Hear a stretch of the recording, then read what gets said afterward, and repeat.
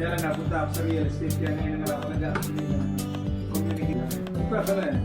Try ko rin pa rin. Kaya nag-sit ako ng CS people ko no. Tinitingnan ko nga ngayon. Okay naman yung response, marami. So, isa na mag-session. Actually, si Lloyd, pinag-practicean kami doon. Yun yung column yata sa Manila Times. Bago siya, sulat siya.